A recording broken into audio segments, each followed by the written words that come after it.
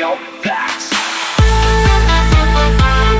Bienvenido a Radio Pax. En este episodio número 125 de nuestra segunda temporada contamos con José Carlos Alpizar y la recientemente lanzada Alianza Paulina, un frente apologético creado para contrarrestar lo que llaman las sectas judaizantes, donde estarán también criticando a corrientes que según ellos intentan imponer la ley mosaica o añadir requisitos humanos a la salvación alcanzada por fe. Por eso el énfasis es en la gracia, en la centralidad del Evangelio de Pablo, en una alianza organizada para defensa y promoción doctrinal. Bienvenido una vez más a Radio Pax.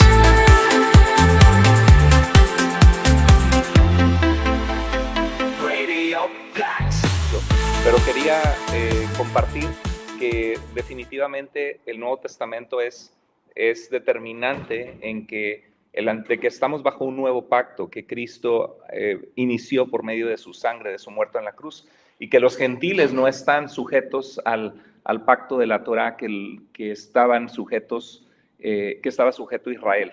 Entonces, uno de los pasajes claves que es muy importante es Colosenses 2, 16 al 17.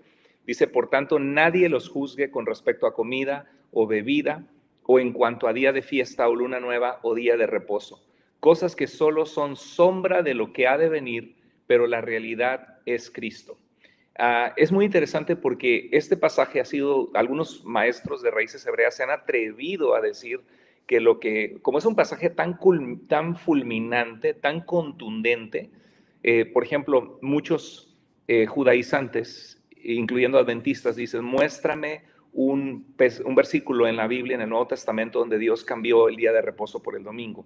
Y no hay un pasaje que diga eso. Lo que sí vemos es que todo el Nuevo Testamento no tiene un solo versículo que diga a los gentiles que tienen que guardar el Shabbat. Pero este pasaje es determinante porque dice que nadie te juzgue por no guardar el sábado, por no guardar el Shabbat. Y algunos se han atrevido a decir, bueno, este pasaje está diciendo que nadie los juzgue por guardarlo, porque eran gentiles que habían comenzado a obedecer la Torá conforme Dios quiere, porque es un pacto renovado, inventan este tipo de lenguaje. Pero es muy interesante que el lenguaje que vemos en Colosenses 2 es fulminante para no dar pie a esta mala interpretación. Hay un documento antiguo judío del siglo II que se llama la Carta de Aristeas. Es un documento muy conocido porque habla de la historia de la Septuaginta, de los 70 ancianos que tradujeron las escrituras. Pero en esta carta del siglo II dice, Dios nos rodeó a los judíos por todos lados con reglas de pureza. Está hablando de las reglas de la Torá que Dios le dio a Israel. Dice, afectando lo que comemos, bebemos, tocamos, oímos o vemos. Y es muy interesante porque utiliza el mismo lenguaje que Pablo va a utilizar en Colosenses 2:20 sobre reglas que dicen no toques, usa el lenguaje de este documento conocido.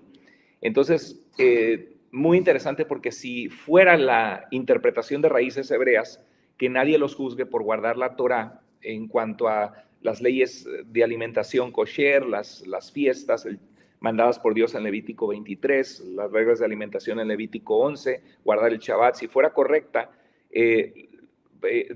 diría algo así como lo cual son mandatos del Eterno, que nadie los juzgue por guardar estas cosas porque son mandatos del Eterno, diría, ¿no? Si fuera el lenguaje de los judaizantes. Nunca diría lo que dice que son cosas que solo son sombra de lo que ha de venir, pero la sustancia, la realidad es Cristo. Y el lenguaje que utiliza cuando dice nadie los juzgue con respecto a comida, bebida, en cuanto a días de fiesta, luna nueva o días de reposo, estas palabras griegas que utiliza Pablo, georte, fiestas, sabatón, sábados, luna nueva, neomenia, estas palabras ocurren repetidamente en la versión de la Septuaginta, la traducción griega de las escrituras hebreas, y para referirse a las fiestas que eran parte de las leyes que Dios dio a Israel en la Torá, que cada israelita debía celebrar en obediencia. Por ejemplo, en Primera de Crónicas 23:31, Segunda de Crónicas 2:4, 31:3, Nehemías 10:33, Isaías 1:13 al 14, Ezequiel, en esas se mencionan este tipo de palabras que eran mandatos de Dios que le daban identidad al pueblo judío que se encontraba bajo el pacto que Dios había hecho con ellos, con su pueblo Israel. Y cuando ves el resto del capítulo te das cuenta, por ejemplo, Colosenses 2:11 dice, en él, en Cristo, ustedes fueron circuncidados con una circuncisión no hecha por mano, al quitar el cuerpo de la carne mediante la circuncisión de Cristo. Y está hablando que esa circuncisión sucedió cuando creyeron en Cristo, al bautizarse proclamando su fe pública en Jesús. Nada tiene que ver con, o sea, es muy claro que Pablo está hablando en contra de lo que vemos en Hechos 15, donde llegaron algunos judíos de Judea, Antioquía, y les decían a los creyentes gentiles que si no se circuncidaban, no podían prácticamente ser salvos o estar dentro del pueblo del pacto con Dios. Entonces, muy interesante porque hay algo que llama mucho la atención, es que de las 4 veces en las Escrituras, en la Tanaj, que traduce la Septuaginta en griego, cuando aparecen juntas estas 3 palabras que Pablo utiliza en Colosenses 2, 16 al 17, sobre fiestas, geortes, sábados, sabatón, luna nueva, neomenia, 2 veces se refiere a que se han convertido en idolatría. En Isaías 1, 13 al 14 y en Oseas 2, 11, dice: haré cesar todo su regocijo, sus fiestas, sus lunas nuevas, sus días de reposo y todas sus solemnidades. Y hay un punto que, bueno, ahora Jesús, lo que está mostrando Pablo es que ahora que Jesús vino, ya no necesitamos las señales que apuntaban a él. Yo me puedo imaginar, utiliza la palabra sombra, como si viéramos una suculenta cena con un pavo delicioso, un pavo con su jugo para comer, y el sol se ilumina sobre ese pavo y vemos en el piso la sombra del pavo. Sería absurdo, nadie de nosotros diría que tenemos que tratar de alimentarnos de las sombras cuando tenemos la realidad misma de ese pavo. Y Pablo utiliza ese lenguaje de sombra y sustancia, sombra y cuerpo, que traduce en algunas versiones como la realidad es Cristo. Entonces, hay sombras de la Torá que Pablo muestra que apuntaban a la realidad o verdadera sustancia que es Cristo. Y algo bien increíble es que las leyes de alimentación en este pasaje de Colosenses son llamadas mandamientos y enseñanzas de hombres, a pesar de que fueron dadas por Dios mismo, pero el hecho es de que al aplicarlo a los gentiles, que nunca fue la intención de Dios que los judíos estuvieran bajo este pacto que Dios dio con Israel, es como enseñanzas de hombres. Y hay una alusión que Pablo hace, citando las palabras exactas que aparecen en un texto de Isaías 29:3 en la Septuaginta. Son unas palabras en griego que dicen talmata antropon kai didascalías. Y ese pasaje dice: este pueblo me alaba con la boca y me honra con los labios, pero su corazón está lejos de mí. Su adoración no es más que un mandamiento enseñado por hombres. Y Pablo utiliza esta palabra en Colosenses, mostrando que ponerle a los gentiles a guardar la Torá, que nunca había sido el plan de Dios, que los gentiles estén sujetos a ese pacto que era de Dios con Israel, era lo mismo que enseñanzas que son mandamientos de hombres, porque aunque fueron dados por Dios a Israel, nunca fue la voluntad de Dios imponérselo a los gentiles. Y quiero cerrar solamente comentando de que hay una alusión aquí en Colosenses 2, si estudiamos el tema, el tiempo es muy escaso, pero a grandes rasgos, en Colosenses 2:16, vemos que hay una alusión a lo que la Torá enfatizaba, que era el templo, permítame un tantito, que era el templo donde moraba la presencia de Dios. Vemos que en Éxodo Dios da un mandamiento de construir, de edificar un templo donde Dios va a morar con su pueblo. Y Pablo toma ese lenguaje y dice en Colosenses, me parece que es 1:19 y 2:3, dice que en Cristo, ahora que nosotros estamos en Cristo, lo tenemos todo, que en Él están escondidos todos los secretos de la sabiduría y el conocimiento, pero dice que en Él habita corporalmente toda la plenitud de la deidad. Entonces, en Cristo, si en Cristo habita corporalmente toda la plenitud de la deidad, todo lo que la Torá apuntaba, en Cristo ha sido cumplido, porque ya tenemos a Cristo. La Torá hablaba de levantar un templo donde moraba la presencia de Dios, pero ahora nosotros ya tenemos a Cristo, en el cual habita corporalmente toda la plenitud de la deidad. En Colosenses 2:3 habla de esto. Y ahora, el templo, el Colosenses 2:19 al 21. Otro es la circuncisión. La circuncisión era la señal de Israel que se encontraba como un pueblo bajo pacto con Dios. Pero es interesante que en Colosenses 2, 11 al 13, Pablo muestra que la señal del pacto en el creyente gentil no es más la circuncisión, que era la señal del creyente judío. En Yahweh, en el Dios de Israel, bajo pacto con Dios, ahora es dado el bautismo como una señal de forma espiritual y con una circuncisión de nuestro corazón, mostrando que pertenecemos a Dios, donde Pablo habla que el creyente se despoja del viejo hombre, se viste del nuevo hombre creado según Cristo, y al estar en Cristo somos pueblo de Dios, sellados por Él, mostrando que estamos en un pacto con Dios a través de la redención de Cristo. Y luego las fiestas, los sábados, las leyes alimenticias eran parte de la identidad de Israel como un pueblo bajo pacto con Dios. Y en nuestro pasaje de Colosenses 2, 16 al 17, Pablo claramente dice que nadie nos juzgue en cuanto a comida, bebida, luna nueva, días de reposo, porque todo esto, dice, era una sombra de lo que habría de venir, pero la realidad es Cristo. Entonces, el lenguaje de la Torá también, la Torá para Israel la Torá expresaba la sabiduría y voluntad moral de Dios guiando a su pueblo Israel. Y es interesante que en Colosenses Pablo describe a Jesús como la sabiduría de Dios, que en él están escondidos todos los tesoros de la sabiduría y del conocimiento. Entonces, la Torá, el templo, la circuncisión, las fiestas, los sábados y las leyes alimenticias, lo que le daba identidad a un judío en el antiguo pacto, Pablo en Colosenses 2 lo arrasa diciendo que el creyente gentil no tiene que estar sujeto a estas cosas que daban identidad a Israel, porque ahora nuestra identidad es Cristo. Entonces, Colosenses 2, 16 al 17 es bastante claro y es un pasaje contundente para mostrar que ya no estamos sujetos a la sombra, sino en la realidad que es Jesucristo. Amén, impresionante, hermano. Creo que escogiste un excelente pasaje, uno de los pasajes más contundentes que tenemos en el Nuevo Testamento de por qué nosotros no guardamos la ley de Moisés.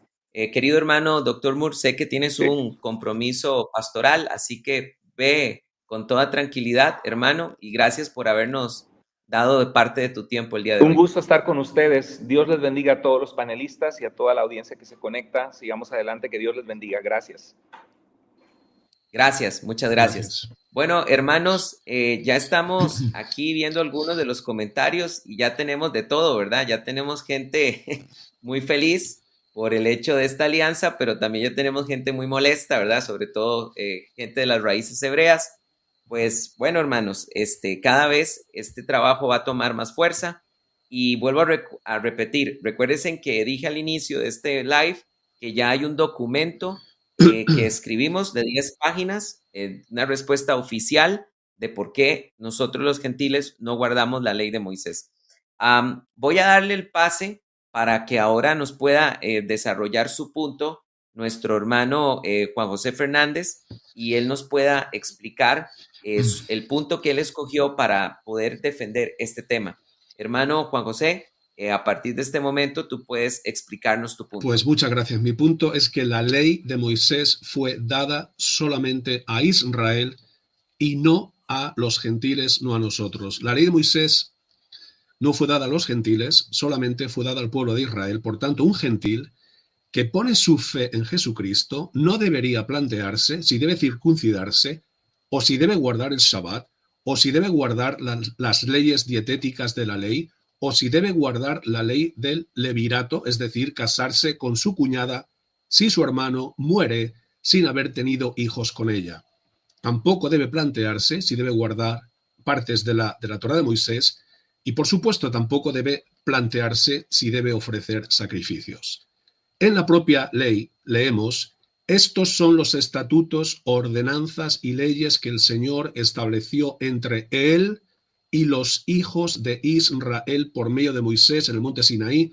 Estos son los mandamientos que el Señor ordenó a Moisés para los hijos de Israel en el monte Sinaí. Levítico 26, 46 y Levítico 27, 34. los estatutos, las ordenanzas, los mandamientos y las leyes que encontramos en la ley de Moisés fueron para los hijos de Israel, no fueron para los gentiles. Por eso los 10 mandamientos son también para Israel y comienzan con las siguientes palabras: Shema Israel, oye, oh Israel, los estatutos y ordenanzas que hablo hoy a vuestros oídos para que los aprendáis y pongáis por obra.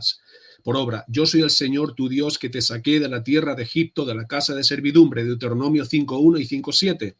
Por tanto, recordemos que los 10 mandamientos también forman parte de la ley de Moisés, por tanto, solo son para Israel. De hecho, ¿a quién sacó Dios de Egipto? Al pueblo de Israel. Y por eso también dice Shema Israel, como hemos leído en Levítico, en Deuteronomio 5.1, y después en 7 va a enumerar los mandamientos. Declara su palabra a Jacob. Ahora estoy leyendo Salmo 147. Declara su palabra a Jacob y sus estatutos y sus ordenanzas a Israel. No ha hecho así. Dios no ha declarado sus estatutos con ninguna otra nación. Y en cuanto a sus ordenanzas, no las han conocido. Salmo 147, 19 y 20. Dios no dio la ley de Moisés a ninguna otra nación. Dios no declaró sus estatutos, ni sus ordenanzas, ni sus mandamientos a otros pueblos, como acabamos de leer. Nuestro hermano Pablo confirma este mismo hecho al hablarnos de los privilegios únicos del pueblo de Israel. Romanos 9:4. Que son israelitas a quienes pertenece la adopción como hijos y la gloria, los pactos, la promulgación de la ley.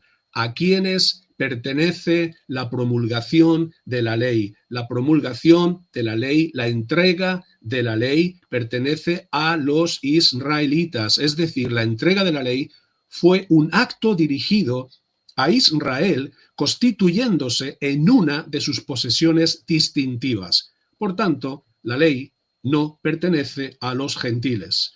Pablo entendía todo lo que hemos visto y lo entendía perfectamente, y Pablo también nos marca una clara división entre los judíos, que sí tienen la ley de Moisés, y los gentiles, que no la han tenido ni la tienen. En 1 Corintios 9, 20, 21 leemos: a los judíos me hice judío para ganar a los judíos, a los que están bajo la ley como bajo la ley, aunque yo no estoy bajo la ley, para ganar a los que están bajo la ley. A los que están sin ley, de aquí en griego dice anomos, a los que están sin ley como sin ley, aunque no estoy sin la ley de Dios, sino bajo la ley de Cristo, para ganar a los que están sin ley. Pablo menciona a los que están sin ley, y repito, en griego anomos. ¿Quiénes están sin ley? ¿Quiénes son estos anomos? Los gentiles. En Romanos, nuestro hermano Pablo hace la misma distinción. Romanos 2:14. Porque cuando los gentiles que no tienen la ley, cumplen por instinto los dictados de la ley, ellos no teniendo la ley, son una ley para sí mismos. Pablo es muy claro cuando afirma que los gentiles están sin ley y no tienen la ley. Si la ley de Moisés también hubiese sido dada para los gentiles, toda esta argumentación de Pablo no tendría ninguna validez y ningún sentido. Pablo llama a la ley de Moisés en Hechos 25:8 la ley de los judíos. La ley de los judíos. También la llama en Hechos 22:3 la ley de nuestros padres. Pedro dice algo muy interesante. Varones israelitas, escuchad estas palabras.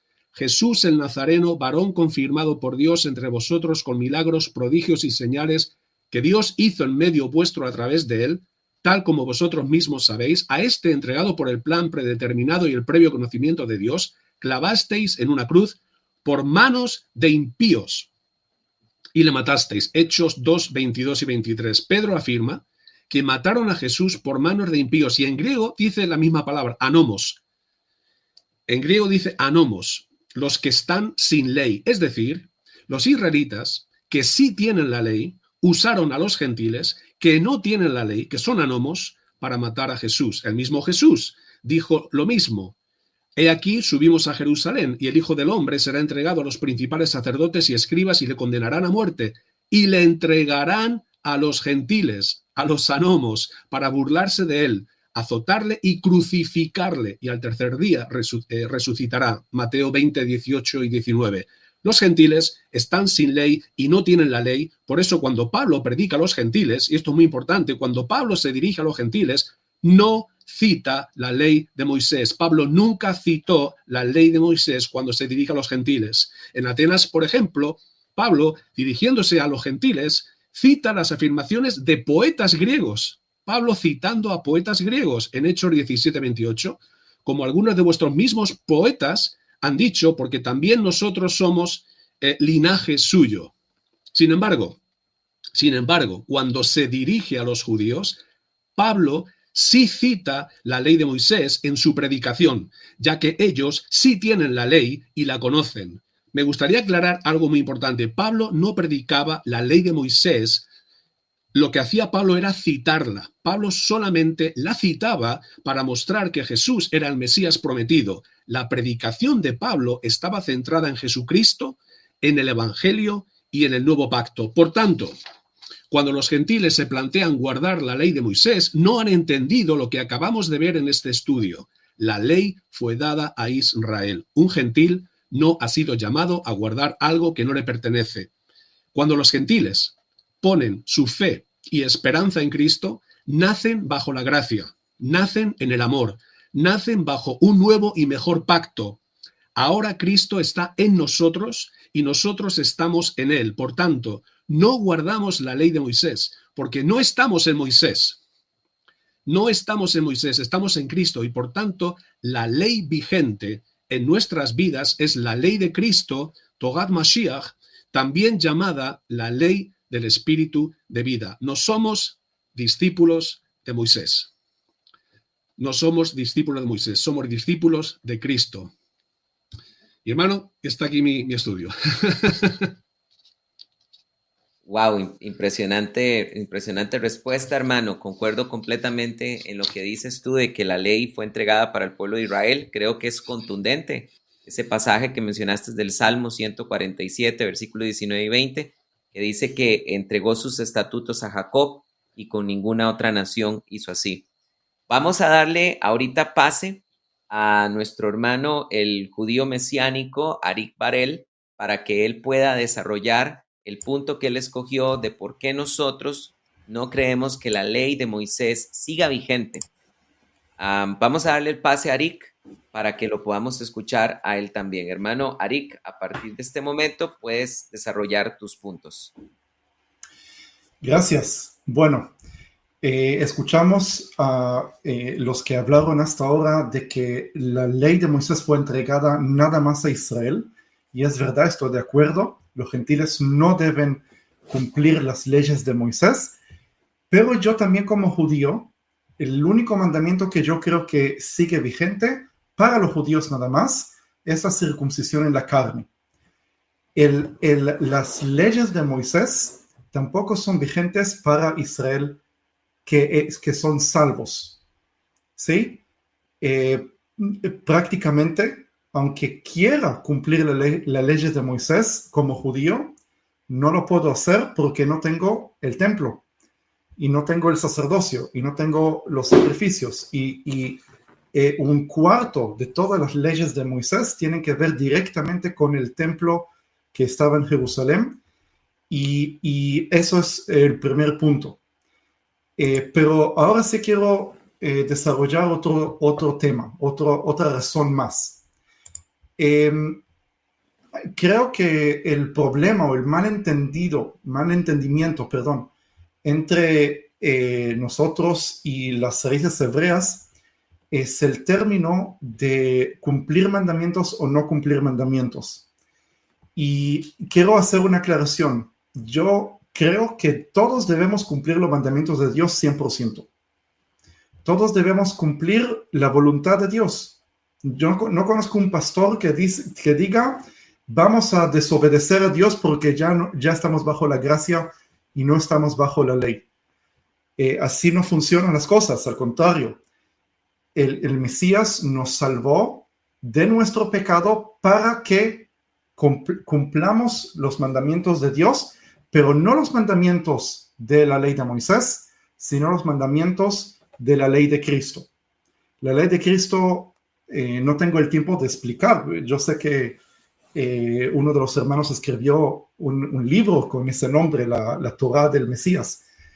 Pero lo que quiero explicar es que, como dije antes, tenemos que cumplir las leyes de Dios, pero también como presentó el doctor Moore, tenemos que cumplir las leyes de Cristo y no la sombra de las leyes de Cristo. Ahora vamos a ver a qué me refiero. Me quiero enfocar en dos versículos que aparecen, uno en Mateo, capítulo 19, versículo 8, donde ahí los fariseos le preguntan a Yeshua, a Jesús, le preguntan, ¿por qué si podemos divorciarnos o no? Ahí Yeshua le contesta que no, que está prohibido divorciarse, pero ahí dicen, pero Moisés permitió el divorcio. Y ahí Yeshua les contesta algo muy importante para que nosotros entendamos. Esa respuesta súper importante. Por la dureza del corazón del pueblo, Moisés permitió el divorcio. Pero desde el comienzo no fue así. ¿Qué significa eso? De que hay leyes que existen en la eternidad. ¿Sí? Antes que Dios entregue las leyes a Moisés, ya había leyes. Está escrito que Abraham caminó en las leyes, la Torá de Dios, mucho antes que Dios entregó la ley a Moisés. Entonces, ¿cuáles son las leyes en que Abraham caminó? Si Abraham comió el kosher, si Abraham guardó Shabbat, si Abraham... No está escrito eso, porque la Torá de Moisés todavía no fue entregada. Entonces, ¿qué son esas leyes que estaban antes de la entrega de la ley? Eran leyes del Dios que nunca cambia, principios espirituales que nosotros debemos de cumplirlos, debemos de caminar dentro de esos principios, dentro de esas leyes. Pero Dios también, las raíces hebreas dicen, no puede ser que la Torá de Moisés, la ley de Moisés no está vigente porque Dios no cambia. No puede ser que Dios dio un mandamiento y luego cambió los mandamientos. Es verdad que Dios no cambia. Dios siempre va a ser igual y nunca va a cambiar. Pero el plan de salvación tiene diferentes fases. Voy a dar un ejemplo clásico. Cuando los discípulos estaban con Yeshua, con Jesús, Él les da una orden, no ir a los pueblos de los gentiles o de los samaritanos, sino vine para ser, ¿cómo se dice? A las ovejas perdidas de la casa de Israel. Gracias. Sin embargo, luego en el libro de Hechos, los discípulos desobedecen el mandamiento que le dio el Señor. Van a predicar dentro de pueblos gentiles y dentro del pueblo de los samaritanos. Un momento, pero si dijimos que Dios no cambia y creemos que el Señor es Dios encarnado, entonces, ¿cómo puede ser que de repente desobedecemos una ley que el Señor mismo nos mandó? Bueno, la respuesta no es que los apóstoles desobedecieron la orden de Yeshua, sino que los apóstoles entienden que el plan de Dios tiene diferentes fases y en cada fase Él revela ciertos mandamientos, ciertas cosas y luego esas cosas siguen adelante. No es que cambian porque Dios se arrepintió, no es que cambian porque Dios tiene diferentes principios, no, siempre tiene los mismos principios, es que hay cosas que se tienen que cumplir en algún orden. Y por eso la ley de Moisés fue entregada a un pueblo determinado que se debe cumplir esas leyes, aplicar esas leyes también en una zona geográfica muy específica. Digo, hay más de la mitad de las leyes, creo, no se puede cumplirlas fuera de Israel. Tiene que ser nada más en un territorio específico y hasta un tiempo. Está limitado un tiempo. Yo sé, están los versículos que dicen que por ley perpetua, que es para siempre. No tengo el tiempo de explicar eso, pero la Biblia nos demuestra que hay un tiempo determinado hasta cuándo se debe cumplir la ley de Moisés. Y por eso, lo que yo quiero decir, quiero combinar lo que antes mencioné, Mateo, capítulo 19, versículo 8, donde Yeshua habla de la dureza del corazón del pueblo, que esa es la razón de por qué Moisés permitió el divorcio, conectarlo con lo que está escrito en Primera de Timoteo, capítulo 1, versículo 9, y ahí Pablo dice de que la ley es entregada justamente al pecador. ¿Sí? Eso es muy importante, porque el primer hombre, cuando fue creado antes que cayó en el pecado, ya tenía vida eterna, ya era santo, porque Dios lo creó de esa manera. Él no tenía que trabajar o hacer algún mandamiento, hacer algo extra para ganar vida eterna. Y luego, cuando el hombre cae en el pecado, su naturaleza cambia y se transforma desde un ser que fue creado por el Espíritu de Dios a un ser terrenal, pecador. ¿Sí? Y Dios, para poder trabajar con esa humanidad, tuvo que entregarle una ley que está dirigida a quien es pecador. Y por eso la ley de Moisés es una ley dirigida a hijos de Adán. Pero del momento que nosotros recibimos salvación a través de Yeshua, a través de Jesús, dejamos de ser hijos de Adán. Nacemos de nuevo como hijos de Dios. Y ya tenemos vida eterna, ya tenemos santidad, ya en la nueva naturaleza que tenemos, y no tenemos que hacer ninguna obra para poder ganar esa vida eterna, porque ya está dentro de nosotros al momento que nacimos de nuevo. Y por eso la ley de Moisés está entregada a hijos de Adán, pecadores, como dice Yeshua, gente con corazón duro, pero nosotros tenemos que cumplir la ley de Cristo, que la ley de Cristo no es a hijos de Adán, sino es entregada a hijos de Dios. Esta es mi presentación por hoy. No se te escucha.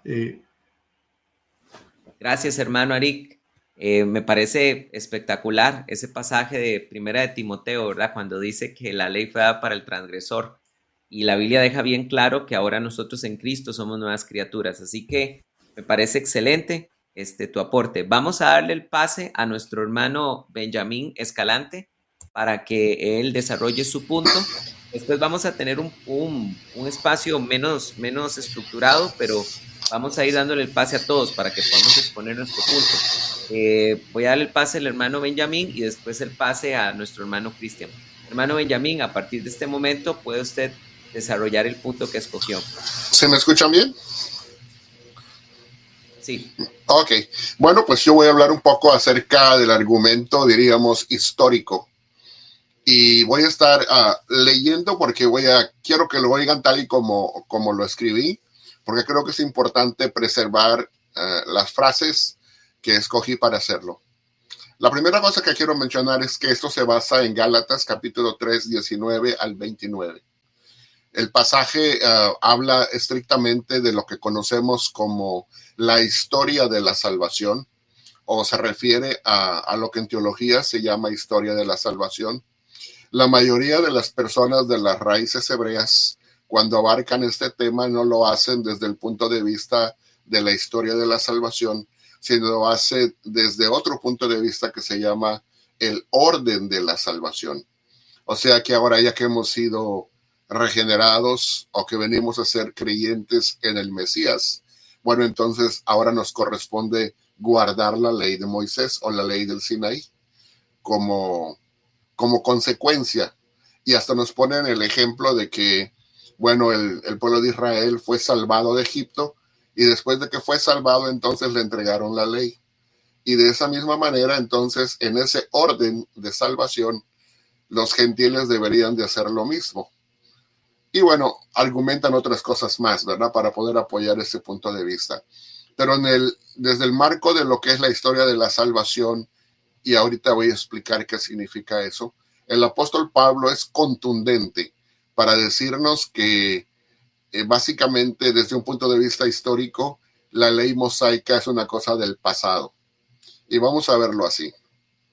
La historia de la salvación es el marco mayor en la que Pablo interpreta la relación entre la ley y el evangelio. No se trata simplemente de la experiencia subjetiva de la justificación individual, sino de la gran narrativa en la que Dios, a lo largo de la historia humana, despliega su plan redentor, desde la creación y la promesa a Abraham, pasando por la ley en el Sinaí y hasta el cumplimiento de la salvación en Cristo y la inclusión de los gentiles en el pueblo de Dios. De ahí que la Biblia presenta una sucesión de etapas en esta historia. Como decía el hermano Arik, primero viene la creación, después viene la caída, luego viene la elección de Abraham, luego viene la formación del pueblo de Israel bajo la ley dada en el Sinaí, luego viene la promesa profética de un nuevo pacto en Jeremías, por ejemplo, y en Ezequiel, y luego viene su cumplimiento en la vida, muerte y resurrección de Jesús, el Mesías. El antiguo pacto entonces fue una etapa preparatoria, y esa es la parte importante que hay que subrayar. Fue una etapa preparatoria necesaria pero temporal y transitoria en el designio divino. La primera venida de Cristo marca la llegada de la plenitud de los tiempos y el inicio del nuevo pacto, como dice Gálatas 4:4-5. Es en este marco que el llamado de Abraham adquiere una centralidad teológica crucial. Dios escoge a Abraham y le promete bendición para todas las naciones o familias del mundo por medio de su descendencia o simiente, como dice Gálatas 3:16. Y esta promesa, escuchen esto, antecede históricamente a la ley mosaica por más de 4 siglos, o sea, 430 años, dice el apóstol Pablo. Y constituye esta promesa a Abraham el eje central de la esperanza y la salvación universales. Pablo interpreta a Cristo como la verdadera simiente a quien estaba destinada la promesa. Así, lo que ocurre en Cristo no es una ruptura con la historia sagrada de Israel, sino su cumplimiento verdadero y la revelación definitiva. Entonces la pregunta es, como cualquier persona que quiere guardar la ley mosaica diría, entonces, ¿para qué fue dada la ley? ¿Para qué fue añadida la ley? Es como decir, ¿para qué la dieron si luego la van a quitar? Es la pregunta común que nos hace el movimiento de raíces hebreas. Bueno, ya hemos dicho que tiene una función preparatoria y la tuvo para el pueblo de Israel. La pregunta central que Pablo plantea es esa. ¿Para qué fue añadida la ley? Y esta cuestión busca aclarar si la ley anuló o contradijo la promesa dada a Abraham. Pablo niega de forma enfática cualquier conflicto entre ambas, o sea, entre la promesa y la ley. La ley fue añadida a causa de las transgresiones, hasta que viniese la simiente. Y pongo énfasis en esa frase, hasta que viniese la simiente, a quien fue hecha la promesa, como dice el verso 19 del capítulo 3. La ley entonces tiene un propósito delimitado y temporal dentro de la historia de la salvación. O sea, si entendemos el punto de la historia de la salvación como todo ese relato o esa narrativa que encontramos en la Biblia y que nos narra desde el inicio cómo empieza todo y cómo culmina todo en Cristo, entonces vemos que pasamos por varias etapas históricas Y ya llegamos en Cristo a una etapa histórica en que lo que era preparatorio y parcial quedó atrás. Esas sombras que nos habló el doctor Moore quedaron atrás.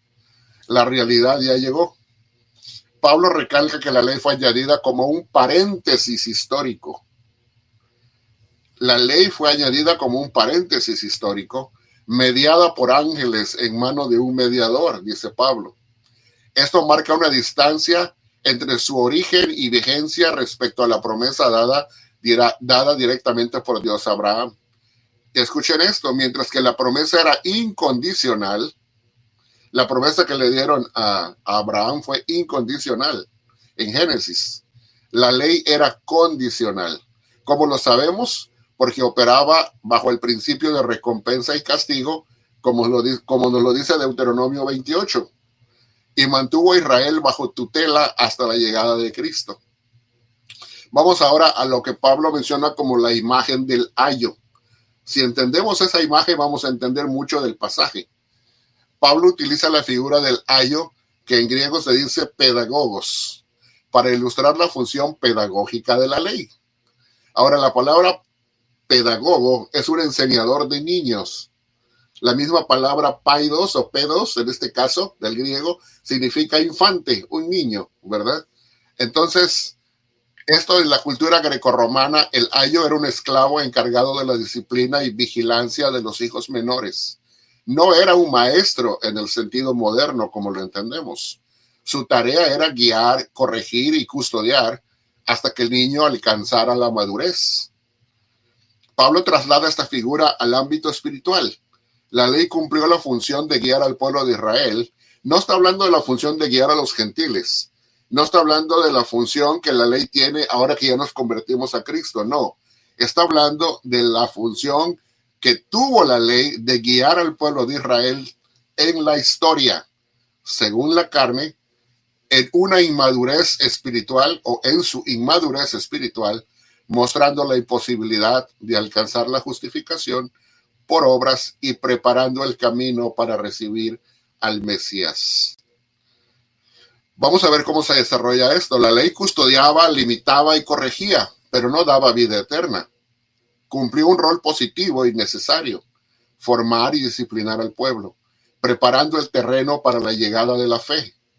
Cuando vino la fe, con la aparición del Mesías y el nuevo pacto, entonces Pablo dice, ya no estamos bajo ayo, ya no estamos bajo esa tutela. El régimen de la ley fue válido solo hasta que viniese la simiente, es decir, Cristo, y la promesa se extendiera a todos los que creen, sin distinción de etnia, posición o género. La ley no se opone a la promesa. Pablo enfatiza muy claramente que la ley no contradice ni abroga la promesa hecha a Abraham. En pocas palabras, el movimiento de raíces hebreas quiere que regresemos a Moisés, a la ley del Sinaí. La teología paulina es muy clara al decir que antes de que tengamos a Moshe Rabbeinu, a Moisés, nuestro rabino, tenemos a Abraham, nuestro padre, Abraham Avinu. Y Abraham Avinu es mucho más antes que Moshe Rabbeinu. Entonces, lo que está diciendo aquí es que nosotros tenemos entrada a través de la simiente en el pacto que Dios hizo con Abraham, no el que hizo con Moshe y el pueblo de Israel. Esa es la clave de todo. Es la teología paulina en pocas palabras. Su argumento histórico dice, si la ley pudiera haber otorgado vida eterna, habría sido suficiente. Pero su función era provisional, sirviendo hasta la venida de Cristo. Entonces, vamos a continuar con esto. Dice, la ley fue necesaria mientras no se había manifestado la fe. Una vez revelada la madurez en Cristo, la madurez del pueblo de Israel en cuanto al tiempo de la llegada del Mesías, su función tutelar terminó. Por eso dice aquí en Gálatas 3:25, pero venida la fe ya no estamos bajo ayo. Vamos ahora al cumplimiento rápidamente. Cristo no solamente cumple la ley, sino que la trasciende. Y estoy hablando de la ley mosaica, sino que la trasciende al establecer un régimen superior basado en la gracia. Jesús vino bajo la ley, como dice Gálatas 4:4, para redimir a quienes estaban bajo ella y llevarlos a la condición de hijos. su vida, muerte y resurrección cumplen y superan la ley. Como dice Pablo en Romanos 10:4, Cristo es el fin de la ley para justicia a todo aquel que cree.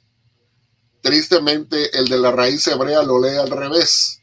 Nos quiere decir que la ley, o sea, muchos lo leen, Cristo es la finalidad de la ley, ¿verdad? Bueno, perfecto. Si la finalidad de la ley es Cristo, porque nos apunta hacia Cristo, entonces culminemos en Cristo.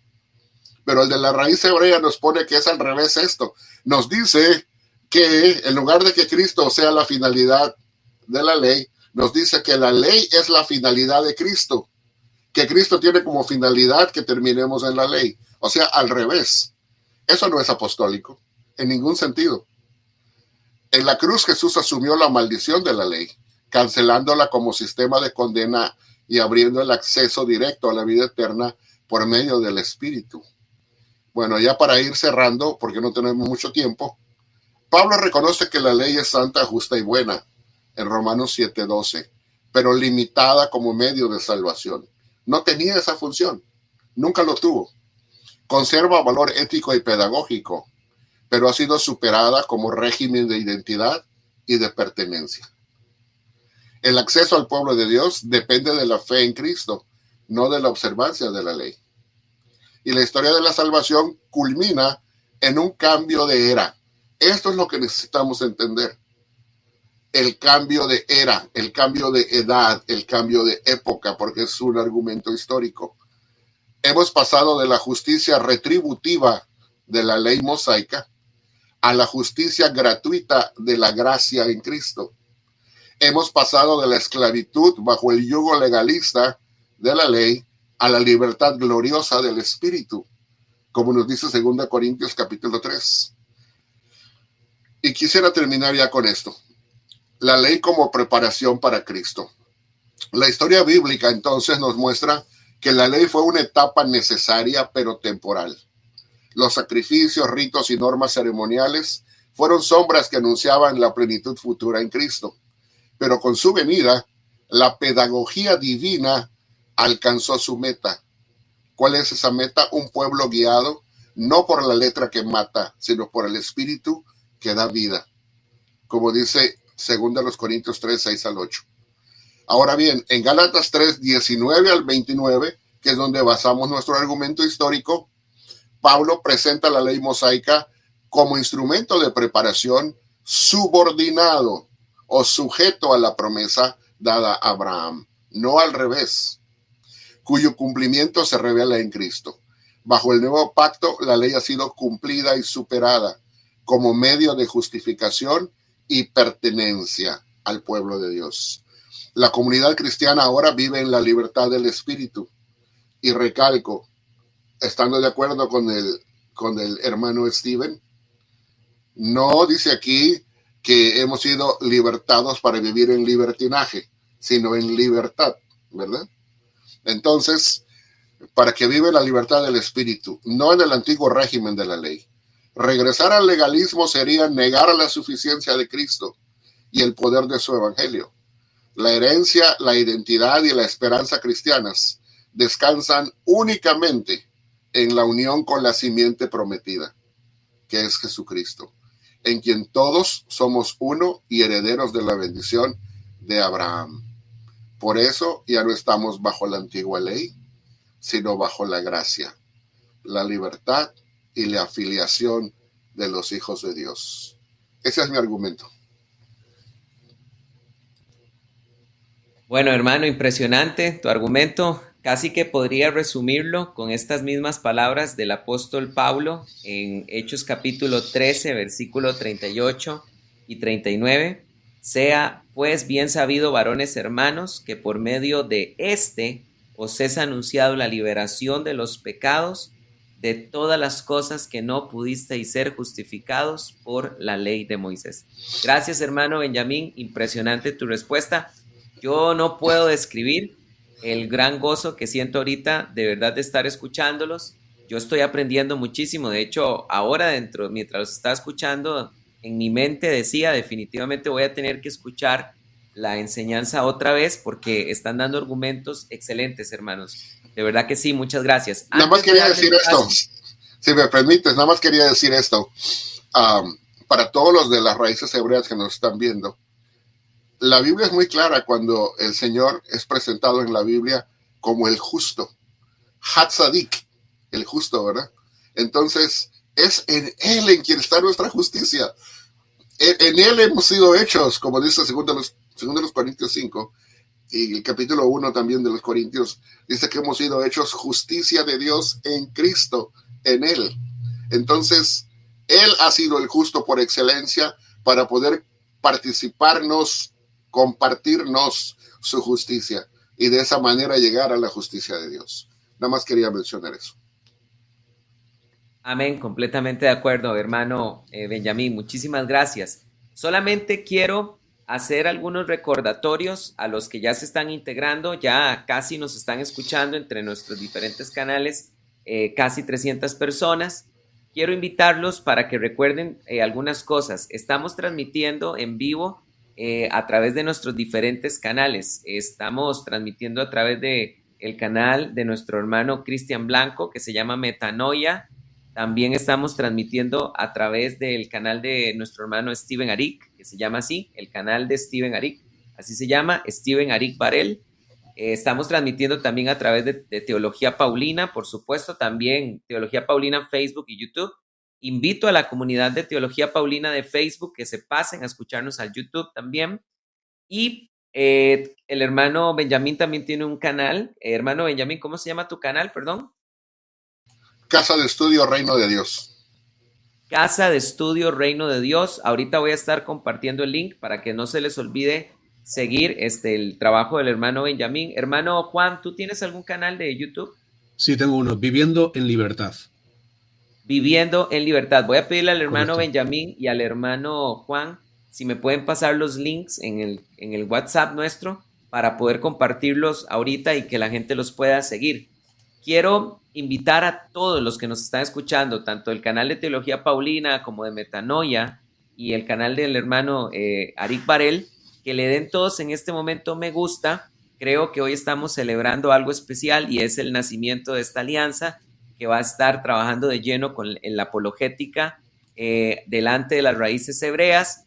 Denle en este momento, hermanos, me gusta, compartan esta enseñanza a por lo menos 3 contactos. Tal vez usted conoce 2 o 3 personas que están metidas en el tema de las raíces hebreas. Compártanles en esta enseñanza, compártanla en su grupo de WhatsApp, en su grupo de Telegram, en sus estados de WhatsApp.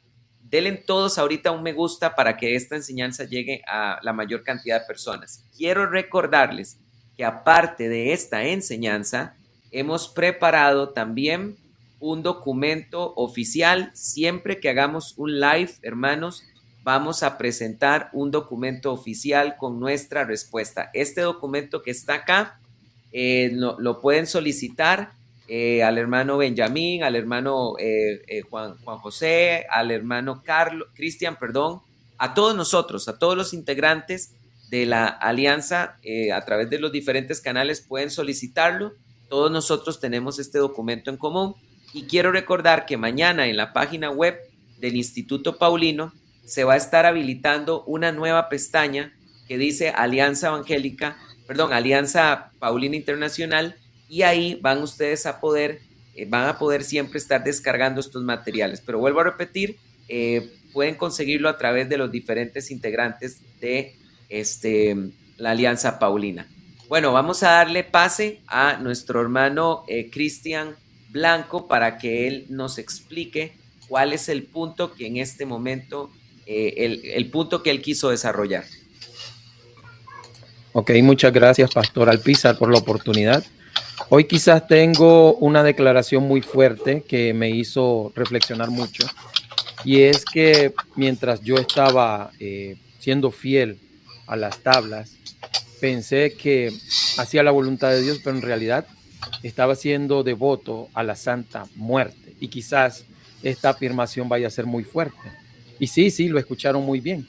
Y no estoy hablando de esas imágenes con calaveras ni de los altares populares en tierras mexicanas, no. Estoy hablando de una devoción mucho más sutil, disfrazada de piadosa y por eso más peligrosa. Porque hay quienes convencidos de servir a Dios, al Dios de la vida, terminan siendo muy devotos de aquello que los condena a la muerte. Y lo hacen con Biblia en mano, señores, ¿sí? Con Biblia en mano y con muy buenas intenciones, con celo, con amor de Dios, pero sin darse cuenta sirven a algo que no les puede dar salvación, ni libertad, ni tranquilidad espiritual. Hoy quiero mostrarle pues que por qué muchos creyentes con el corazón sincero y con su doctrina aparentemente bien estructurada y lógica han terminado sirviendo sin darse cuenta a la santa muerte. ¿Y por qué digo esto? Bueno, lo aclararé. Hoy hablaremos de una santa que muchos de raíces hebreas y adventistas del séptimo día veneran sin darse cuenta, sin siquiera saber lo que lo hace. Y es algo no meramente alguien, es algo que se dice por el mismo apóstol Pablo, que es santa.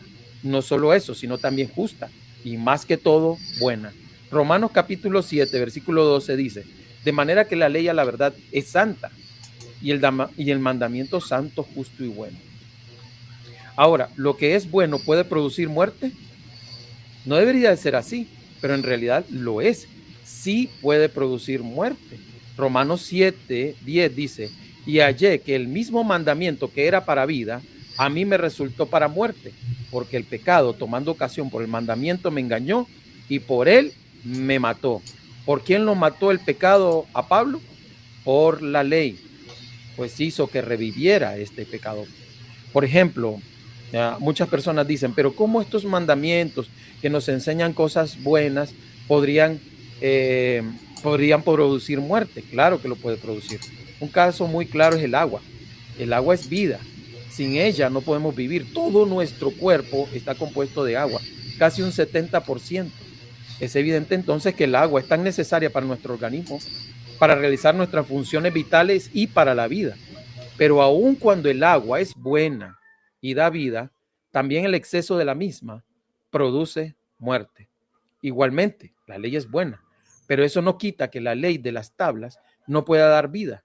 El apóstol Pablo claramente dice, ¿verdad? Claramente lo dice en el pasaje de las Escrituras. Lo que era bueno vino a producirle muerte. Y por eso Pablo dice, miserable de mí, ¿quién me librará de este cuerpo de muerte? Reconoció que la ley no puede dar vida eterna, limpiarte de tus pecados y de tus caídas y levantarte. Su función principal, como saben, tanto adventistas y raíces hebreas, es que solo puede condenarte cada vez que haces algo malo. ¿Cuál es la solución entonces? Si la ley me condena por cada pecado, ¿qué puedo hacer? Pablo dice algo que te va a escandalizar, hermano raíz hebrea, hermano adventista del séptimo día. La solución que da Romanos en el capítulo 7 en su contexto puede no agradarte, pero está en la Biblia. No podemos arrancar esos pasajes. Dice el verso 8, mas el pecado, tomando ocasión por el mandamiento, produjo en mí toda concupiscencia, porque sin la ley, dice, el pecado está muerto. ¿Cómo dice Pablo que está muerto el pecado? Claramente dice, sin la ley. Entonces alguno dirá, pequemos entonces, porque si la solución es deshacernos de la ley, para que no nos señale el pecado, asunto acabado, pero eso nos incitaría a hacer el mal. Momento. El mismo apóstol Pablo dice que hay personas que pecan sin la ley. Por ejemplo, en Romanos capítulo 2, versículo 12 dice, porque todos los que sin ley han pecado, sin ley también perecerán. No es solamente la ley con lo único que podemos conocer el pecado. Pablo es muy claro que antes de haberse dado la ley, ya las personas pecaban y eran condenadas sin que se hubiera otorgado la ley en el Sinaí, porque esa se dio 430 años después de Abraham. Entonces, ¿cuál es la solución? Entonces es deshacernos de la ley. Esperemos que Pablo mismo nos lo diga. En Romanos capítulo 7, versículo 1 dice, Pablo, la ley se rige al hombre en tanto éste vive. Pablo, por ejemplo, compara esta ley mosaica de la vida del esposo en tanto el esposo de una mujer viviese. La mujer está por ley casada al marido hasta que éste muriera. Y ya muerto, sí, podía casarse con otro. En caso contrario, no. ¿Por qué? Porque Pablo dice que eso sería adulterio. Siguiendo esa misma ilustración, Pablo en Romanos capítulo 7, verso 4 dice, así también vosotros, hermanos míos, habéis muerto a la ley mediante el cuerpo de Cristo, para que seáis de otro, del que resucitó de los muertos, a fin de que llevemos frutos para con Dios. Interesante, ¿no? Si con Cristo estamos muertos al viejo hombre, entonces los frutos que llevamos ya no son producto de servir a la ley, sino de pertenecer a otro. Ya las buenas acciones no lo hacemos por la ley, sino lo hacemos por pertenecer a otro marido. Si es lo que les preocupa, pues si es que no existe ley, no van a llevar frutos buenos. Claro, la Biblia nos dice que perteneciendo a nuestro otro marido, a Jesucristo, nosotros podemos producir frutos para con Dios. Pero hay algo interesante, porque la ley no produce frutos para con Dios. Dice Romanos 7:5, porque cuando estábamos en la carne, las pasiones pecaminosas condenadas por la ley obraban en nuestros miembros y llevaban fruto de muerte. Fruto de muerte, mientras que pertenecer al otro marido nos produce frutos para con Dios. ¿Cuál es el asunto, pues? Tenemos que morir a uno de los dos. O morimos a la ley de la muerte o morimos a Cristo. El problema es que si nosotros morimos a Cristo para pertenecer a la ley, entonces lo único que la ley nos puede dar como recompensa es la muerte, porque la única función de la ley es señalar las imperfecciones, nuestros defectos y decirnos que por ellos tenemos que morir. Mientras que si pertenecemos a este otro marido nos entiende, este otro marido nos comprende. Este otro marido ha pasado por esas aflicciones, por ese mismo pesar, por ese mismo dolor que tú has pasado, lo ha experimentado. Y es compasivo y misericordioso. Las tablas no entienden de compasión. ¿Por qué? Porque son hechas de piedra y una piedra no tiene sentimientos, no tiene misericordia, compasión. Y eso es la ley. La ley fue hecha para condenar y matar, no para compadecerse.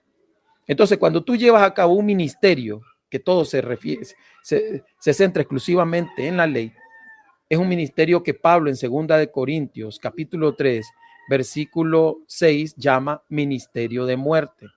¿Por qué? Porque él claramente dice en Romanos 7:6, en cambio ahora, al morir a lo que nos tenía cautivos, quedamos libres de la ley para servir a Dios. No es que seguimos con la ley, porque no podemos estar casados con Cristo y tener al amante de la ley ahí, porque eso sería adulterio espiritual según el silogismo de Pablo. Debemos de pertenecer a uno de los dos, porque de caso contrario sería adulterio espiritual según Romanos 7. Y dice, en la novedad del espíritu y no en la vejez de la letra. En la vejez de la letra. ¿Acaso no hay otro pasaje que habla de eso? Claro, 2 Corintios 3:6. Dice, Él nos capacitó para ser ministros de un nuevo pacto, no de la letra, no de las tablas, sino del espíritu, porque la letra mata. Esta ley, por muy santa, por muy justa y por muy buena, es una santa muerte, porque lo único seguro que tienes es la condenación. Pablo dice en el versículo 7, con relación a esto, de 2 Corintios 3, y si el ministerio de muerte, oigan cómo le llama, ministerio de muerte, grabado con letras en piedra, fue con gloria, tanto que los hijos de Israel no pudieron fijar la vista en el rostro de Moisés a causa de la gloria de su rostro, la cual había de perecer. ¿Qué quiere decir? Que este ministerio es un ministerio grabado en letras de piedra, santa, como le dice Pablo en Romanos 7, pero en 2 Corintios 3:7 le dice muerte, es la santa muerte. Señores, no podemos seguir en un ministerio de muerte. Hay personas que lo hacen con sinceridad, pero no se están dando cuenta que están llevando a muchas personas a tener inseguridad de su salvación. ¿Por qué? Porque el único que puede predicar la ley al imperfecto, al que comete errores, es solamente una receta, la muerte. ¿Y por qué le llama ministerio de muerte? Porque en Éxodo 32:28, cuando Moisés baja con esas tablas, lo primero que ocurre, ¿saben qué es? Un asesinato masivo. Murieron alrededor de 3,000 personas por sus transgresiones y pecados. Pero ¿qué ocurre con el régimen del Espíritu? Como dice Pablo. Bueno, cuando se dio el Pentecostés, ¿cuántas personas fueron salvas de sus delitos y transgresiones? Como 3,000 personas. Entonces, es 1000 veces mejor servir en el ministerio del Espíritu, en el régimen del Espíritu, y conste que la palabra régimen significa un sistema de gobierno que tiene sus propias leyes, su propio sistema de gobernar. Entonces, no es que vamos a vivir en libertinaje, sino en la ley de Cristo. ¿Y cómo sabemos qué es la ley de Cristo? Bueno, el Señor Jesucristo dio claros mandatos a sus apóstoles. Y estos a su vez tienen que estar reflejados en el Nuevo Testamento.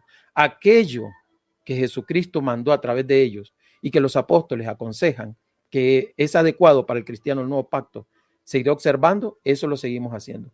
Pero aquello que ellos dicen definitivamente que no, lógicamente no lo vamos a continuar. Pero en ese régimen, es un régimen muchísimo mejor, señores.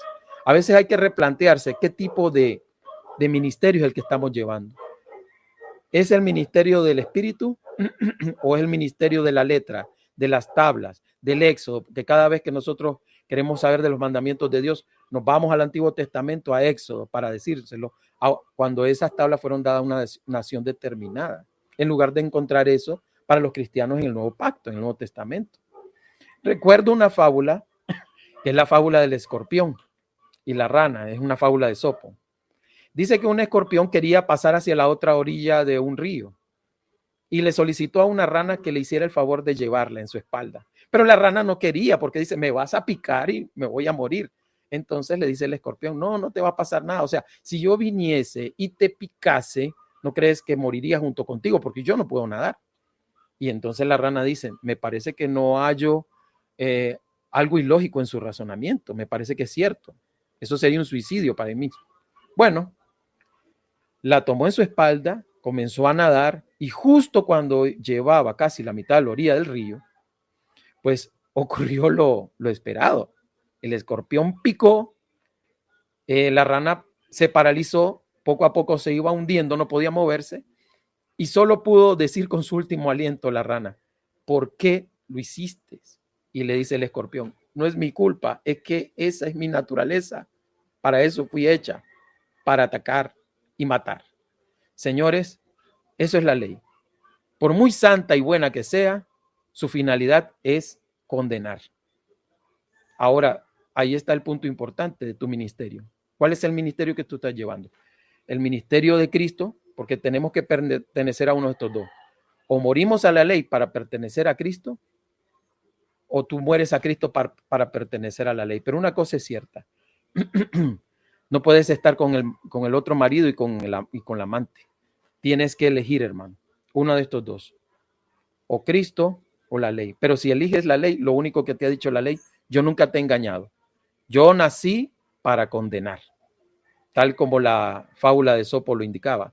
Su único objetivo o para lo que fue hecha fue para haber condenado. Y por eso, en este nuevo régimen, la ley solamente servía como tutor para llevarnos a Cristo. Pero ya estando Cristo, tenemos el mejor maestro de todos los maestros, el que nos enseña qué es lo correcto o incorrecto que no debemos de hacer el cristiano del nuevo pacto. Ahora ya no nos dirigimos porque la ley lo diga, sino porque nuestro Señor Jesucristo lo ha dicho.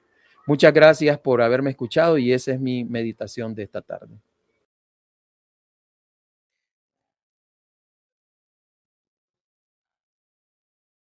Gracias, querido hermano Cristian. Quisiera resumir tu exposición con estas palabras del apóstol Pablo, Romanos capítulo 7, versículo 13.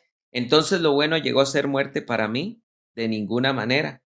Antes que para que el pecado se mostrara como pecado, me produjo la muerte por medio de lo bueno, a fin de que a causa del mandamiento el pecado llegara a ser en sobremanera pecaminoso. Porque sabemos que la ley es espiritual, pero yo habiendo sido vendido a la esclavitud del pecado, soy carnal. Bueno, hermanos, a partir de este momento voy a exponer yo mi punto, voy a ser bien puntual. El argumento que yo escogí para demostrar que la ley de Moisés no está vigente se llama el argumento jurídico. Así se llama, el argumento jurídico. Voy a leer Gálatas capítulo 3, versículo 15 para desarrollar este punto.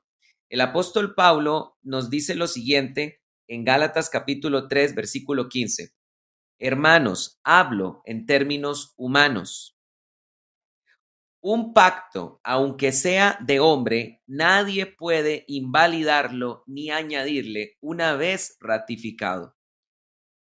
Escogí este argumento porque estoy tratando de meterme en la mente del movimiento de raíces hebreas. El movimiento de raíces hebreas reconoce que a un pacto no se le puede añadir ni quitar. Por eso es que ustedes van a encontrar la resistencia del movimiento de raíces hebreas cuando leemos Mateo capítulo 5, la resistencia de ellos de reconocer que Jesucristo en el Monte de los Olivos, en Mateo capítulo 5, nos está dando mejores mandamientos. Inclusive ustedes van a encontrar que el movimiento de raíces hebreas tiene el descaro de decir que cuando Jesucristo dijo, he aquí os doy un nuevo mandamiento, que os améis los unos a los otros, así como yo os he amado, el movimiento de raíces hebreas nuevamente se ve forzadamente a decir, no es un nuevo mandamiento, sino que es una reinterpretación de un mandamiento antiguo. ¿Por qué el movimiento de raíces hebreas hace esto? Porque ellos saben que cuando un pacto está confirmado, aun si es humano, no se le puede añadir nada ni quitar nada. Inclusive el mismo Moisés lo dejó muy claro cuando la Biblia dice en Deuteronomio capítulo 4, versículo 2, no añadiréis ni quitaréis nada a los mandamientos que yo os estoy dando. Entonces, es importante comprender este punto de la teología paulina. Cuando un pacto ha sido ratificado, no se le puede quitar nada ni se le puede añadir nada. El movimiento de raíces hebreas no reconoce que estemos en un nuevo pacto. Por eso hablan del pacto renovado, porque de alguna manera lo que ellos quieren hacer es que el Señor Jesucristo lo único que hizo fue confirmar el pacto de Moisés y que sigue vigente el pacto de Moisés. Por eso se llama, según ellos, el pacto renovado, no el nuevo pacto. Ahora, hermanos, escúchenme bien. Si nosotros logramos demostrar que definitivamente tenemos nuevos mandamientos o mandamientos de la ley mosaica han sido obsoletos, han sido anulados, tenemos entonces un punto demoledor para el movimiento de raíces hebreas. ¿Por qué? Porque si podemos demostrar que tenemos nuevos mandamientos y si podemos demostrar al mismo tiempo que algunos de los mandamientos de la ley mosaica con el sacrificio de Cristo fueron completamente abrogados, definitivamente el movimiento de raíces hebreas tiene que reconocer que no estamos bajo la ley de Moisés. ¿Por qué? Porque si nosotros agregamos mandamientos y quitamos antiguos, no podemos decir que estemos bajo el pacto de Moisés. ¿Por qué razón? Nuevamente, insisto en este punto de la teología paulina de Gálatas capítulo 3, versículo 15. Un pacto, aunque sea de hombre, cuando ha sido confirmado, nadie le puede quitar, nadie le puede añadir. Ahora, permítanme referirme a 3 mandamientos que el Señor Jesucristo nos da. Y obviamente estos mandamientos son parte del nuevo código de jurisprudencia del nuevo pacto, que no es la ley mosaica, es la ley de Cristo, que es superior en todos los sentidos. Porque el nuevo pacto es superior en todos los sentidos porque tiene un mejor mediador, tiene un mejor sacerdote, tiene mejores promesas, tiene un mejor sacrificio, pero ¿saben qué? También tiene una mejor ley. Y la ley de Cristo ha incorporado mandamientos que no encontramos en ningún lado en el antiguo pacto, en el pacto mosaico, en el pacto sinaítico. Como por ejemplo, ¿cuáles? Bueno, cuando nosotros encontramos a Jesucristo en Mateo capítulo 28 diciéndonos lo siguiente, que vayamos y hagamos discípulos a todas las naciones, bautizándolos en el nombre del Padre, del Hijo y del Espíritu Santo. Este es un mandamiento específico que Cristo nos está dando, que no es parte de los mandamientos, de los aproximadamente 613 mandamientos que encontramos en la ley de Moisés. ¿Dónde encontramos en la ley de Moisés ese mandamiento que dice, vayan y hagan discípulos a todas las naciones, bautizándolos en el nombre del Padre, del Hijo y del Espíritu Santo? Mateo capítulo 28, versículo 19. En ninguna parte. Este es un nuevo mandamiento y no puede decirse que se agregó a la ley de Moisés, porque cuando un pacto ha sido ratificado, nada se le puede añadir ni quitar. Otro ejemplo es cuando Jesucristo en Juan capítulo 13, versículo 13 y 34, dice las siguientes palabras: vosotros me llamáis maestro y señor, y decís bien, porque lo soy.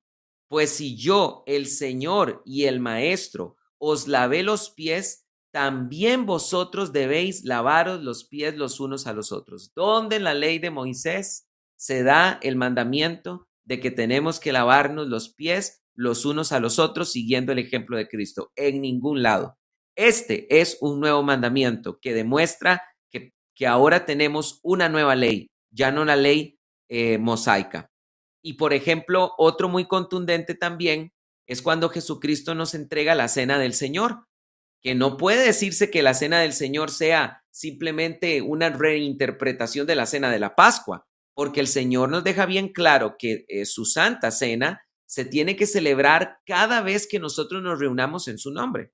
Y por eso es que encontramos en los documentos de los padres apostólicos que la iglesia primitiva, cada vez que se reunía en su nombre, lo hacía para celebrar la cena del Señor. Es más, en este canal tuve en una ocasión al hermano Arik Barel hablándonos de evidencias arqueológicas que se han encontrado en Israel en los primeros siglos con respecto a la iglesia primitiva. Y una de las cosas que él nos mencionaba era que se encontró una especie de, por decirlo así, de capilla, ¿verdad? Antigua, donde había una mesa en la que se compartía la cena del Señor. Y vemos que si había algo importante en la iglesia primitiva, era participar de la cena del Señor. El mandamiento de la cena del Señor no aparece en la ley mosaica y es evidencia de que estamos hoy en día bajo un sistema de jurisprudencia que no es la ley mosaica, es la ley de Cristo.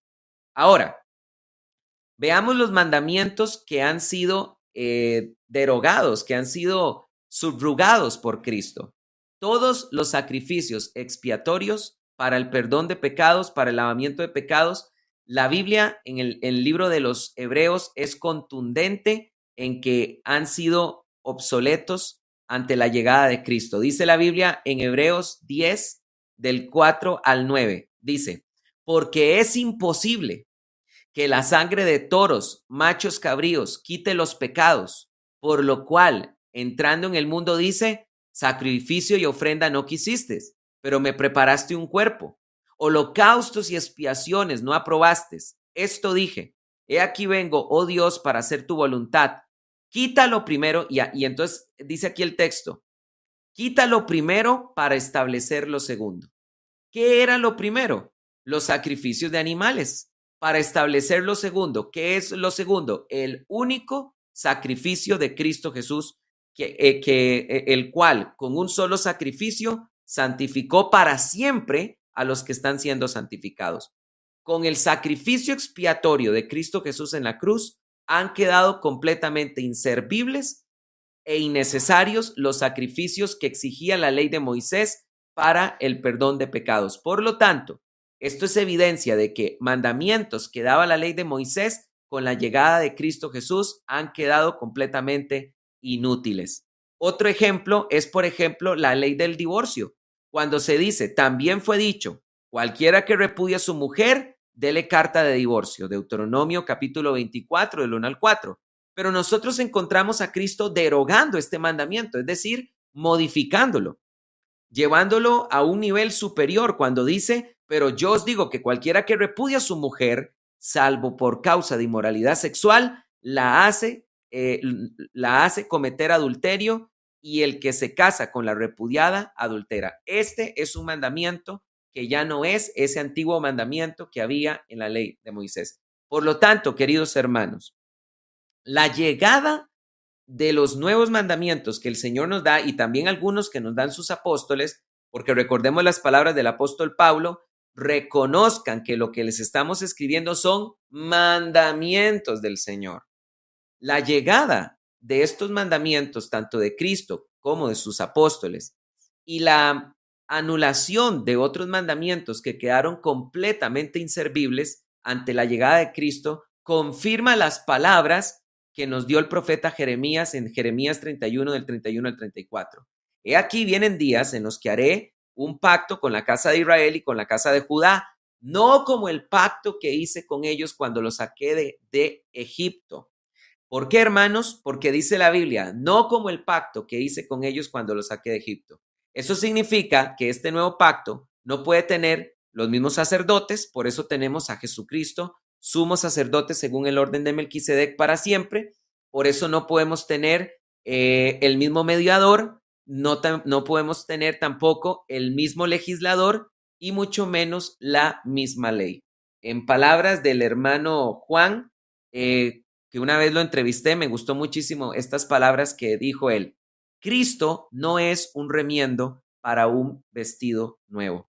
Cristo es completamente el vestido nuevo. Nadie le pone un remiendo viejo a un vestido nuevo porque el remiendo viene y estira el vestido y entonces el daño llega a ser peor. Cristo no es un parche para la ley de Moisés. Cristo es el traje nuevo por completo. Bendito sea el Señor por esto. Bien, vamos a ir cerrando, queridos hermanos. Quisiera escuchar algunas reflexiones finales y hacer una pregunta también. Gracias de verdad, queridos hermanos, por haber hecho estas exposiciones tan buenas. De verdad que sí, he aprendido muchísimo de ustedes. Yo quisiera tal vez hacer una pregunta diferente a cada uno de ustedes, de acuerdo a lo que los conozco un poco. Hermano Steven, hermano Arik, ¿por qué crees tú que es peligroso este movimiento mal llamado movimiento de raíces hebreas? Bueno, yo creo que del momento que nosotros nos desviamos nuestros ojos de Cristo, nos perdemos. Y tratar de cumplir las leyes de Moisés cuando no es, creer que eso es la voluntad de Dios para nosotros, para ahora, es desviarnos de lo principal. Claro, muchos van a decir, bueno, yo estoy cumpliendo el mandamiento en honor a Cristo, en honor a Dios. ¿Sí? El problema es que están invirtiendo tiempo, energía en algo que Dios no les exigió. Y ahí se abren puertas para desviarse de la verdad, desviarse de Cristo. Yo como judío, yo sí cumplo algunas cosas de la ley de Moisés, no porque creo que si no las cumplo, entonces estoy en pecado. Las cumplo porque es parte de mi tradición, es parte de mi cultura, y también creo que lo puedo usar como herramienta de educación. ¿Sí? Por ejemplo, no como pan con levadura durante los 7 días de la Pascua. Si como, no pasa nada. Si como, no es que estoy en pecado o algo así, sino que es una sombra que la uso para educar a mi familia de que Cristo es el pan sin levadura, que tenemos que comerlo y es parte de nosotros.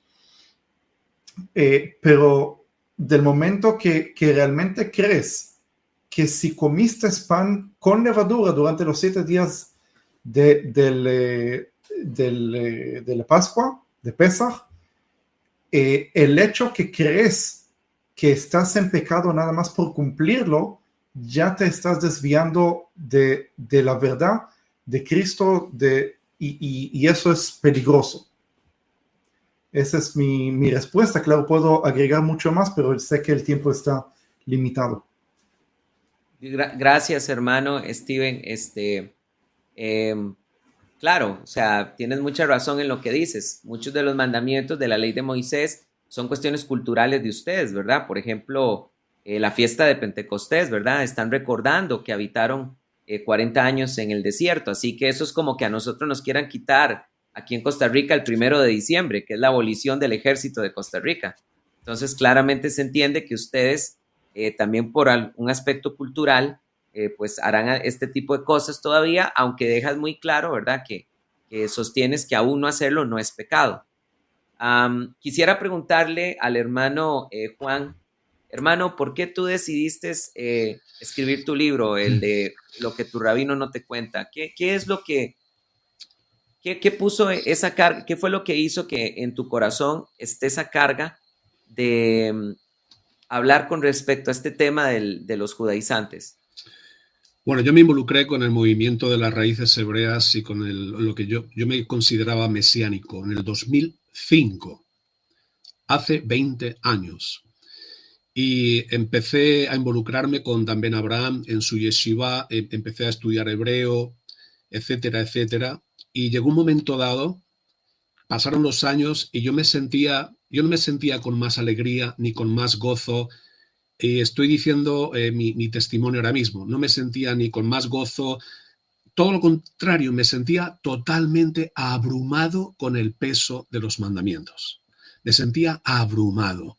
Y cuanto más conocía de la Torá y cuanto más me metía, más decía, madre mía, lo que me falta, todo lo que me falta por hacer. Era como una desesperación.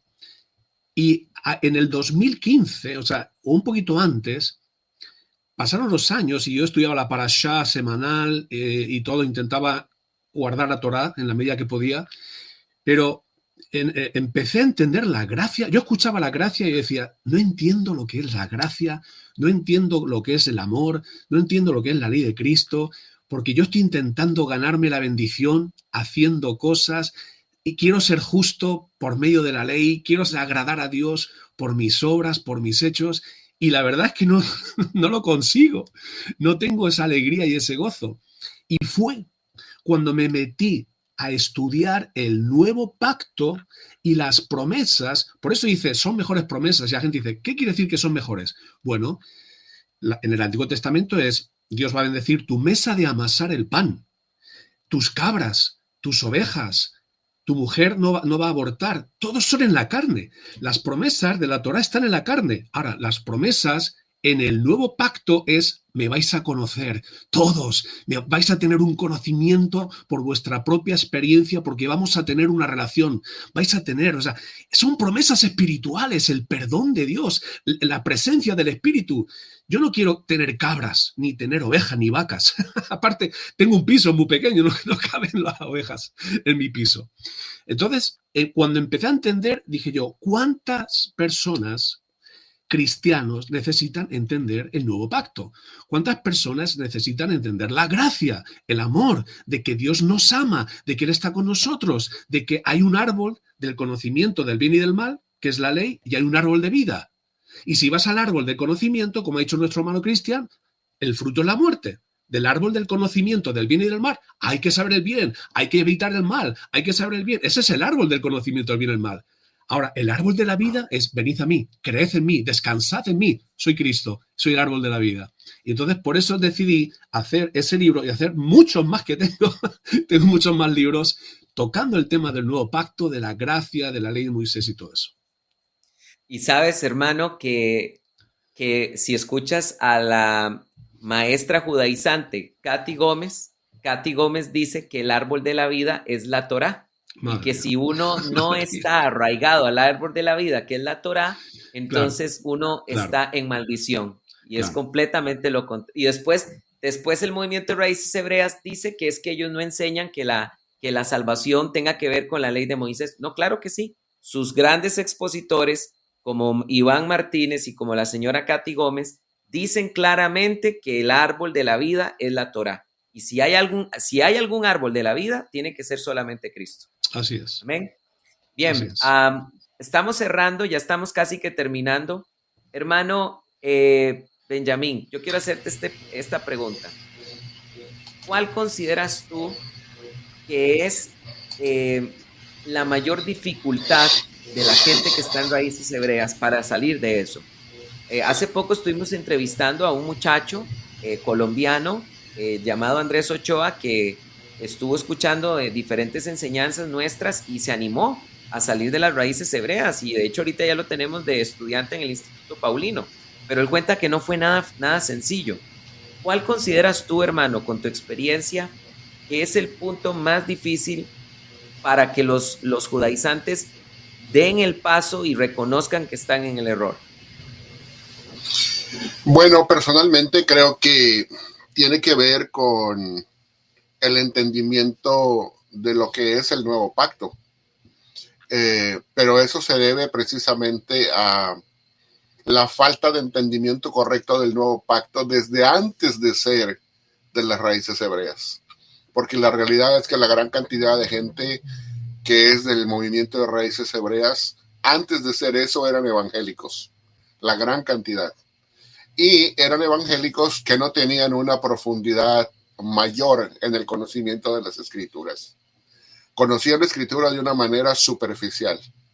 Entonces, eso implica que cuando una persona no ha profundizado en la escritura y no conoce bien la escritura, sobre todo la del Nuevo Pacto, y estamos diciendo eso porque hay muchos cristianos hasta el día de hoy que, aunque todavía no es del movimiento de Raíces Hebreas, se puede sentir hasta inclinado hacia ello, porque no conoce bien lo que es la escritura del Nuevo Pacto. De hecho, por ejemplo, hacen equivalente el Nuevo Testamento como escritura bíblica con el Nuevo Pacto mismo, que no es lo mismo. Entonces, una cosa es la escritura del Nuevo Testamento y otra cosa es el Nuevo Pacto en la sangre de Cristo. Entonces, son dos cosas completamente diferentes. Y si no entienden eso, pues entonces ahí empieza el resquebrajamiento y la caída hacia abajo. Ahora, al no comprender bien la escritura, entonces viene cualquier movimiento de raíz hebrea y los deslumbra con 2, 3, 4 palabras de hebraniol que traigan, los dejan totalmente impresionados y se van para el movimiento de raíces hebreas.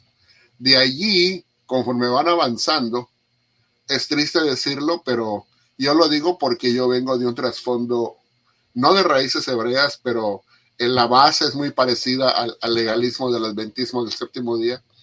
Y una vez que tú caes en un movimiento así, ¿verdad? Yo nací y crecí ahí. Yo no tuve opción porque mis padres allí me crecieron, ¿verdad? Pero puedo decirte que es una mentalidad totalmente cerrada, es una mentalidad totalmente sectaria, es una mentalidad totalmente legalista, y lo que sí te puedo decir es que no tiene como el centro de su teología a Jesús. Ese es el principal problema. ¿Por qué no pueden salir del movimiento de raíces hebreas? ¿O por qué se les hace difícil? Porque el centro de su teología no es Jesús. El centro de su teología es la Torá. Mientras la Torá siga siendo el centro de su teología, y no estoy hablando en contra de ella como revelación escritural, por eso está en la escritura todavía, porque desde ese punto de vista es buena, pero como pacto bajo el cual vivimos, si ese es el centro de nuestra teología o nuestra identidad, bueno, pues ahí vas a seguir. Pero yo prefiero ser, como dijo nuestro hermano Juan, yo prefiero ser un discípulo de Jesús, no un discípulo de Moisés, ¿verdad? Entonces, eso es muy, muy importante, porque no podemos nosotros sujetar a Cristo a Moisés, sino al revés. Y ese es el otro problema grande que tienen. Siempre sujetan a Cristo a Moisés, a la Torá. El libro de Hebreos nos enseña totalmente diferente. Nos enseña que Moisés está sujeto al Mesías. ¿Por qué? Por una razón muy simple. Porque Moisés era un siervo en la casa de Dios. Pero el Mesías es el dueño y el señor de la casa. Entonces, es una cosa tan simple así, pero el que todavía no lo ha logrado ver, no ha logrado ver esa luz del evangelio, todavía vive en tinieblas, tristemente. Impresionante. Yo quisiera agregar, antes de hacerle la pregunta de cierre a nuestro hermano Cristian, que un problema muy grande del movimiento de raíces hebreas, hermanos, es que en realidad el movimiento de raíces hebreas desobedece al mismo Moisés. Esto es exactamente lo mismo que pasó en el tiempo de Jesús, cuando Cristo les dijo, si no me creen a mí, al menos crean en Moisés. Yo le digo hoy a los señores de las raíces hebreas, señores de las raíces hebreas, si ustedes no quieren creernos a nosotros, créanle a Moisés, porque Moisés dijo, Yahvé vuestro Elohim os levantará un profeta como yo. Y si el profeta que tenía que venir es como Moisés, tenemos que reconocer lo siguiente. Si Moisés fue legislador, el Mesías tiene que ser legislador. Y un legislador mejor en todos los sentidos. Si Moisés fue mediador de un pacto, también el Mesías tenía que ser mediador de un pacto. Y ese es el problema que ustedes tienen. Ustedes le roban la gloria a Cristo para dársela a Moisés. ¿Por qué? Porque Moisés bajó de un monte, Moisés subió a un monte para entregar mandamientos, pero ustedes no pueden reconocer que también el Mesías en un monte el Monte de los Olivos, dio también mandamientos. Entonces, ese es el problema de ustedes, de que ustedes ni siquiera a Moisés le creen, porque si ustedes le creyeran a Moisés, reconocerían que el profeta que tenía que venir es como Moisés, y eso significa que también iba a tener calidad de libertador, calidad de mediador y también calidad de legislador. Hermano Cristian, yo quisiera hacerte esta pregunta para que cerremos el programa de hoy y le damos gracias a toda la comunidad que nos ha escuchado hoy. Tú saliste de una secta adventista y estuviste muchos años ahí. Hermano, ¿qué encontraste cuando te animaste a salir de ahí? Bueno, podríamos decir que encontré la perla de gran precio en las Escrituras. Mira, lo diré con un comentario que apareció ahí, que es inevitable estar viendo lo que dicen y escriben, ¿no? Dice que lo que proclamamos es gracia barata. Y yo sé que muchos de ustedes que están escuchando esto, ustedes en este panel, lo primero que se preguntan es que no tienen un claro concepto de la gracia. O sea, si tú dices que la gracia es barata, tú estás pensando en negociarla, ¿no? Tú piensas que este es asunto de que la puedes comprar. La gracia es gracia precisamente porque es lo que decimos nosotros cuando recibimos algo que no nos ha costado. Entonces, podría decirte, mi hermano, que la mayor razón por la cual muchos están dentro de estas organizaciones o de estas creencias de este tipo es porque no entienden lo que es la gracia. No entienden que la salvación no es un acto de cooperación para mejorar el plan de Dios, porque ellos consideran que el plan de Dios no fue completo ni fue perfecto. Y te lo digo desde el punto de vista de donde vengo, que creen en una expiación incompleta, sino que está en proceso. Entonces, cuando alguien tiene un terrible concepto de lo que es la gracia, no puede comprender la maravilla de Cristo más allá de las sombras. Entonces, te puedo decir eso. Cuando yo encontré la perla de gran precio y supe que este era un tesoro inapreciable, lógicamente me decidí al 100 por eso. Me tiré de cabeza, por decirlo así. Yo vi más allá del velo a la gloria de Jesucristo. Y tal y como dice Pablo, cuando ese velo cae, uno realmente es convertido en Jesucristo. Ahora, creo que el punto vital es que las personas quieren obedecer a Dios, ¿ok? Hay un enorme énfasis en ser obediente a Dios. La obediencia, obediencia, obediencia. Entonces, cuando tú vienes con un tema de la gracia, ellos piensan en obediencia. ¿Por qué? Porque ellos piensan que es fe más mis acciones lo que me va a permitir llegar al reino de los cielos. Entonces es una equivocación. Tienen un terrible concepto de lo que es gracia. La gracia no se compra, la gracia se obtiene por medio de la fe y precisamente es sin obras, dice. Sin obras para que nadie se gloríe. Es solamente para la gloria de Jesucristo. Cristo es el que justifica, Cristo es el que santifica, Cristo es el que perfecciona, Cristo es el que redime. Y muchas personas piensan que esto lo pueden obtener a través de la ley. Y eso es un grave error. La ley no fue diseñada para santificar a nadie. Lo único que nos da santificación, según Hebreos 10:14, es la sangre de Jesucristo. No hay otra cosa. Y el problema es que de manera muy sutil está quitándole gloria a Jesucristo. Porque ponen la seguridad de la salvación no solamente en Jesús, sino también en tu esfuerzo. Ponen que las fiestas no son una sombra real de Cristo, sino que también hay que cumplirlas para alcanzar el reino de Dios. Entonces, están quitándole gloria a Jesucristo en cierto sentido. Y por eso es que nos preocupamos. Y porque el que va al frente de esa proclamación es el ministerio de condenación. Ellos tienen un ministerio, sí, pero un ministerio de muerte y de condenación, no de salvación. Y eso es lo que nos preocupa y por eso nosotros estamos aquí hoy hablando de esto. Ahora, yo quiero dirigirle esto a mis hermanos.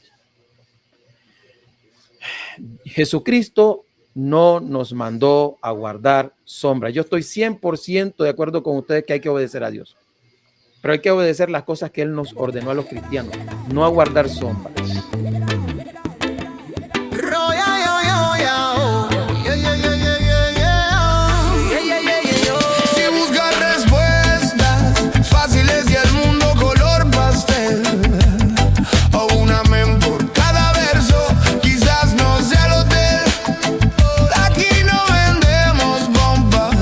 Promesa